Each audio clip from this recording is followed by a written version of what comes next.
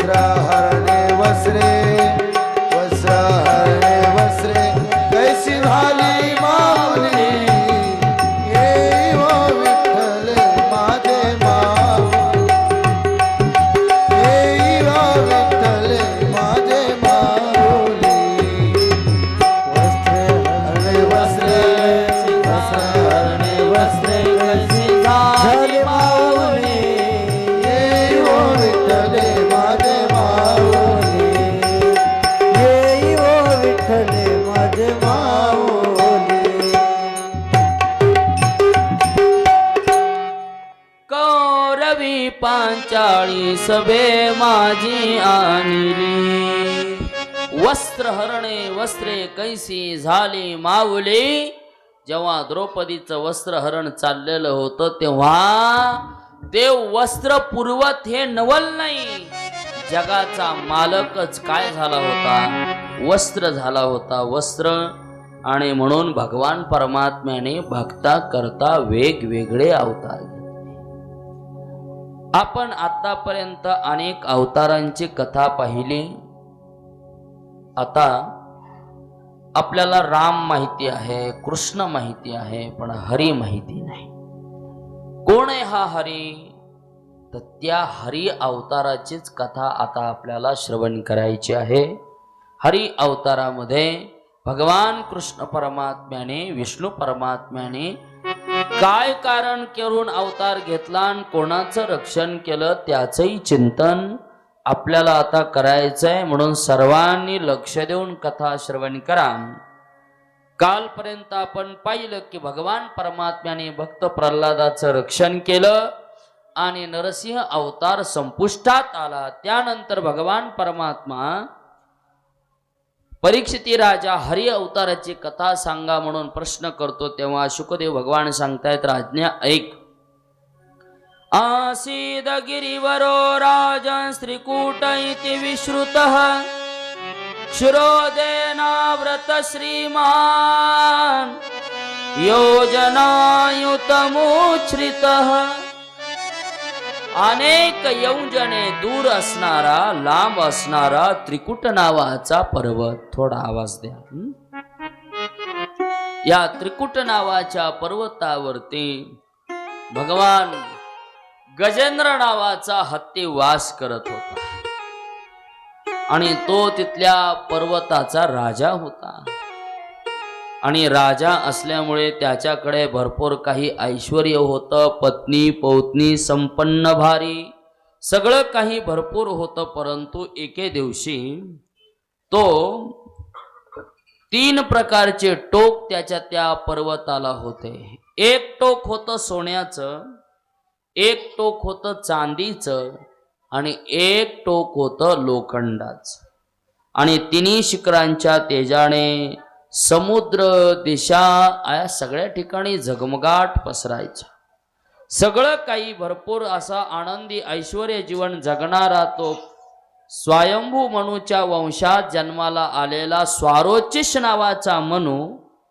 आणि स्वारोचिष मनूच्या कार्यकाळामध्ये हा गजेंद्र नावाचा हत्ती महाराज राहू लागला. एके दिवशी कितीतरी शिखरे असणाऱ्या त्या ऋतूच्या काळामध्ये वनात राहता राहता मदोन्मत्त झाला आणि एका सरोवरामध्ये पाणी पिण्याकरता आला.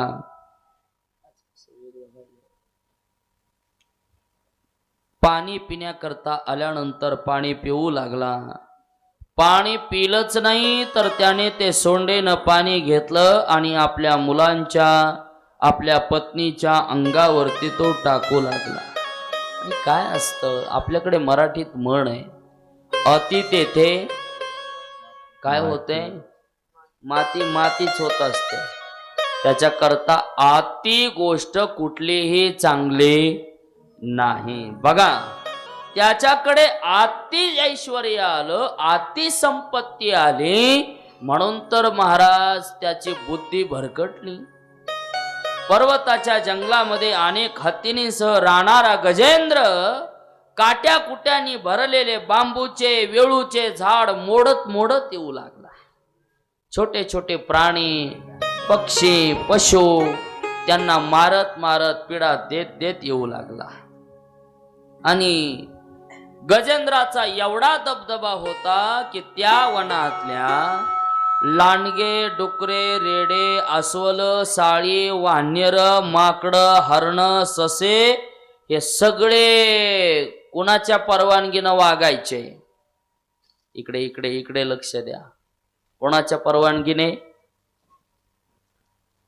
तुमचं लक्ष सगळं फुग्यातच दिसायला.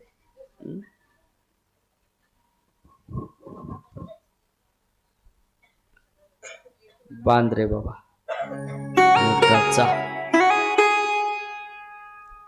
चित्ताची एकाग्रता फार महत्वाची असते. ज्ञानोबाराय म्हटले, किती तीर्थ फिरले. तुम्ही थोडा आवाज द्या. किती तीर्थ फिरले याच्यापेक्षा तीर्थात किती चित्त होतं हे फार महत्वाचं. त्रिवेणी संगमी नाना तीर्थ भ्रमी चित्त नाही नामी तरते व्यर्थ चित्त नाही नामी तरते व्यर्थ चित्त नाही नामी तरते व्यर्थ. त्रिवेणी संगमे नाना तीर्थ भ्रमी चित्त नाही नामी तरित व्यर्थ चित्त नाही नामी तरित व्यर्थ चित्त नाही नामी तरित व्यर्थ व्यर्थ. त्रिवेणी संगमे नाना तीर्थे भ्रमे आणि चित्त नाही नामी तरी ते व्यर्थ. किती भजन केलं याच्यापेक्षा भजनात किती लक्ष याला फार महत्व आहे. कशाला? भजन किती केलं याला. म्हणून तुम्ही लक्ष द्या. येत असतात कथा चालू झाल्यापासून एक एक एक एक एक एक जण घरून निघतात. इथं येईपर्यंत एक कथा संपून जाते. माय महाराजांना ते गजेंद्र सांगितलंच नाही यंदा. आता सांगितले तेव्हा तुम्ही नव्हता, त्याला महाराज काय करेल. म्हणून लक्ष द्या की लक्षात फार असणं गरजेचं. आपण परमार्थ करतो पण परमार्थात आपलं चित्त फार कमी आहे. आमचे महाराज विनोदानं दृष्टांत सांगायचे. एका बाबांनी नियम केला. सकाळी सकाळी स्नान झालं की आसन टाकायचं. आसन टाकून हातात माळ घ्यायची, जपमाळ. आणि काय करायचं? रामकृष्ण हरी रामकृष्ण हरी रामकृष्ण हरी. पण नेमकं शेतकऱ्याच्या घरी 10 वाजेपर्यंत फार घाई गडबड असते. कधी? सकाळच्या 10 पर्यंत. म्हाताऱ्याचा नियम तेवढ्यात आसन टाकायचं. जप करताना जागेवरच उठायचं नाही, मध्ये कोणाला बोलायचं नाही अजिबात. फक्त रामकृष्ण हरी रामकृष्ण हरी. योगा योगानं पेरणीचे दिवस, मृग नक्षत्र निघाला आणि पेरणीच्या दिवशी माय माऊलीनं सकाळी 7 वाजता टोपल्यात भाकरी भरल्या. दादा तुम्हाला जप करायचा आहे करा, पण एक सांगते, आम्ही सगळे आता शेतात पेरायला चाललो, तुम्ही इथंच बसून जप करा. तेवढं चुलीवर दूध ठेवलंय, जप बी करा चुलीवच्या दुधावर. नेमकं आता भजन कोणाचं करायचं? हातात राम आहे पण चित्तात ते दुधातलं काम आहे ना, त्याचं चालू झालं भजन. रामकृष्ण हरी. आता सुनबाईनं सांगितलंय, जर दूध उतू गेलं किंवा दूध मांजरीनं पिलं तरी बे सुनबाई बोलणार आहे. पण चालू झालं. पातेल्याच्या समोरच बसले ते. कशाला? भजन करायला. भजन चाललं होतं फक्त हातापुरतं आणि याच्यापुरतं, पण चित्त रामाने भरलेलं नव्हतं. चित्तात काय बसला होता? ते चुलीवरचं दूध. आणि त्याच्यात मांजरताईच्या लक्षात आलं या घरातले सगळे गेलेत. मग हळूहळू महाराज मांजरीने घरात प्रवेश करायला सुरुवात केला. जरा मांजर जवळ येऊ लागली बरं का. ते तालातच चालू लागली. 1 तिप्पट दुप्पट तिप्पट असा ताल टाकतच चालू लागले सुषेण महाराज. कशी असा तालातच महाराज असंच चालायचे. चलता चलता मांजरीच्या लक्षात आलं आप तो काम जम गया. हातात माळ आहे, बाबा तर जागचे उठत नाहीत. मांजरीनं आता तालाची लय दुप्पट केली आणि चालू लागली. चालता चालता महाराज मांजर जशी जशी बाबाकडे बघायची आणि एकदा दुधाकडे बघायची, आता बाबांचा सुद्धा स्वर वाढला. कशाचा? पहिले काळी एक मध्ये म्हणू लागले, आता त्यांनी पांढरी दोन चालू केला. रामकृष्ण हरी रामकृष्ण हरी. आता मांजर भजन जसं जसं वाढेन तसं मांजर मांजर जवळ जाऊ लागले. मग काळी तीनचा स्वर धरला. कशाला? जपाला जपाला. मांजर काही माग हटना. बर नियम काय केलेला? मध्ये काही दुसरं बोलायचं नाही आणि जागेवरच उठायचं नाही. उठतात ना मांजर तर दुधाकडे चालले. रामकृष्ण हरी रामकृष्ण हरी. मांजर कायची भीती महाराज जागेवर उठल्याशिवाय. अशा मांजरी कुणाला भेल्या असत्या तर जमलं असतं का? हे मांजरी भेट नाहीत महाराज कोणाला. मांजर भीज ना माग माग. मांजरीचं सांगतो मी, मांजरीचं 4 पायाच्या. तुम्ही हसू नका. कुणाचं? 4 पायाच्या मांजरीचं. भीज ना मांजर. शेवटी बाबांनी विचार केला रामकृष्ण हरी, तरी मांजर भिना. मग महाराज मांजरेनं पातेल्यात तोंड घालायला आणि हातातली जपमाळच मांजरीला फेकून घालाय.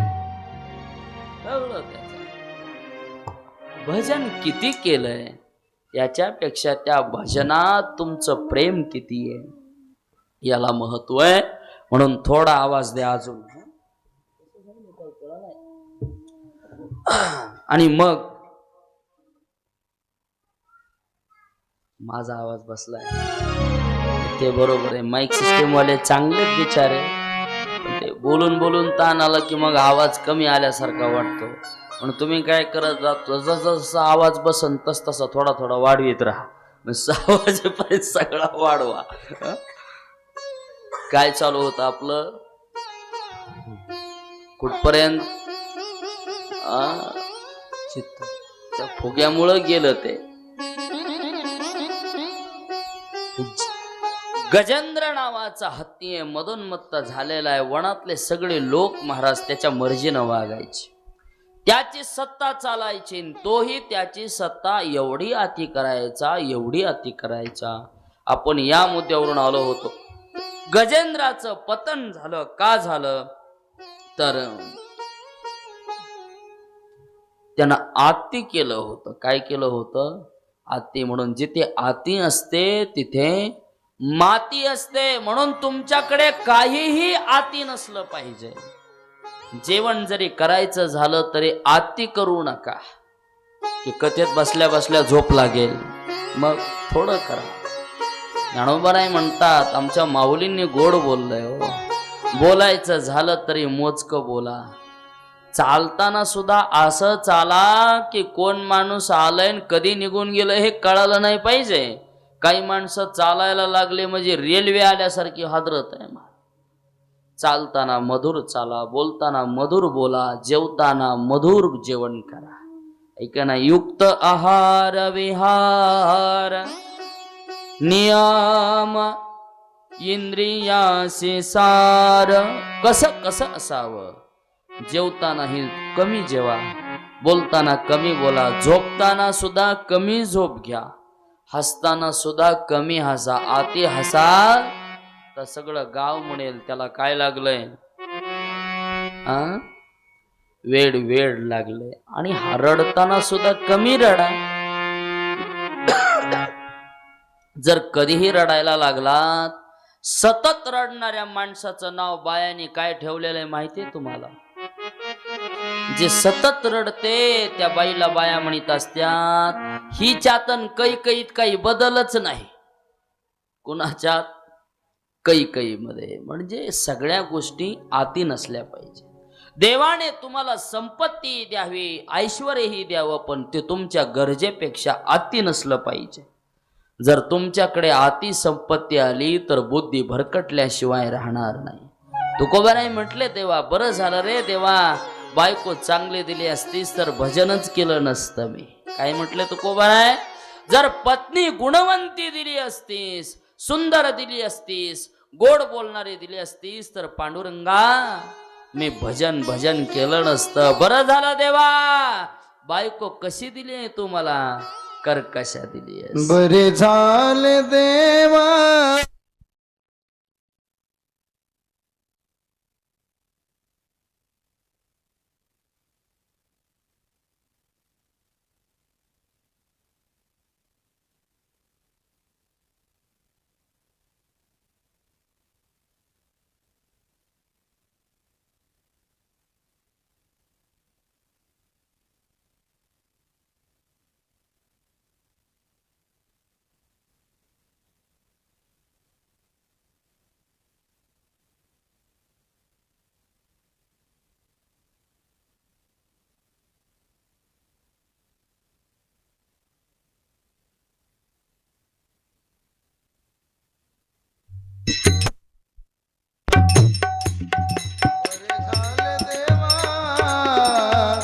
बाईल कर्कशा. बरे झाले देवा, बाईल कर्कशा. बरे झाले देवा, बाईल कर्कशा. बरी ही दुर्दशा जन्म दे. बरी ही दुर्दशा जन्म दे. बरी ही दुर्दशा जन्म दे.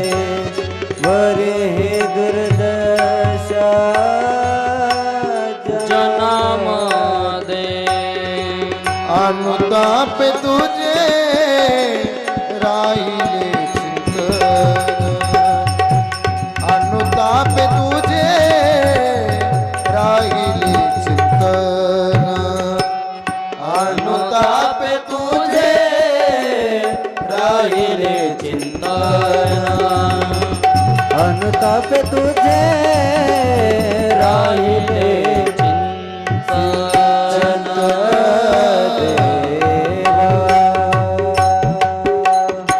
बरे झाले देवा, बाईल कर्कशा. देवा बरं झालं. ऐका तुकोबाराय बोलतात, माझ्या परमार्था करता ज्या गोष्टी अति होत्या देवा तू त्या संपवल्यास. बरे झाले देवा, निघाले दिवाळे आणि बरे या दुष्काळे पिडा केले. असं कधी ऐकलंय का हो तुम्ही? ते सुषेण महाराज गोड कीर्तन करतात, त्यांचा मुद्दा आवडला मला. ते असं म्हटले, तुकोबारायांची पत्नी अन्न करता मेली म्हणे. बरोबर आहे? तुकोबारायांची पत्नी अन्न करता मेली. काय महाराजांचा त्याग होता, तरी सुद्धा तुकोबाराय म्हटले, बरं झालं देवा, पत्नी गेली पण दुःख नाही म्हटलं. का? तुझ्या परमार्थात बाधा येऊ नये, देवाला दोष देणार नाही. आता असं शक्य आहे का? आता कधी ऐकलंय तुम्ही कोणत्या तरी महाराजाचे बायको खायला भेटलं नाही म्हणून मेली? खाऊन मेले. उद्धव महाराज म्हणतात, खायला भेटलं नाही म्हणून मेलेले असे कोणी नाही, खाऊन मेलेल्या भरपूर आहेत. काळ आहे काळ, म्हणून अति कुठलीच गोष्ट ठेवू नका तुमच्याकडे. जी गोष्ट तुमच्या करता योग्य आहे तेवढीच जपा. देवा नाही ना पत्नी सुंदर नसू दे, स्त्री द्यावे गुणवंती, टिपे गुंती आशा. जरा पत्नी गोड बोलणारी असती तर घरातच बसलो असतो, मंदिरात आलोच नसतो. पण बायकोलाही चांगली म्हणे, घरी गेलं की कर्कशा उभा करते, मी घरीच जात नाही. गजेंद्राने आत्ती केलं. आत्ती कोणत्याही प्राण्याला त्या वनामध्ये राहण्याची परवानगी नव्हती, त्याच्या मर्जीनं राहायची. हत्येचे वयात आलेली मोठमोठी पिल्ल महाराज तहानेनं व्याकुळ झालेली, आपल्या आईच्या आणि वडिलांच्या माग माग कळप चालू लागला गजेंद्राचा, हत्येचा. आणि त्याच्या प्रचंड पहाडासारख्या शरीरामुळे त्याच्या चालणाऱ्या महाराज पायांच्या थरथराटाने अनेक साप भिवून पळू लागले.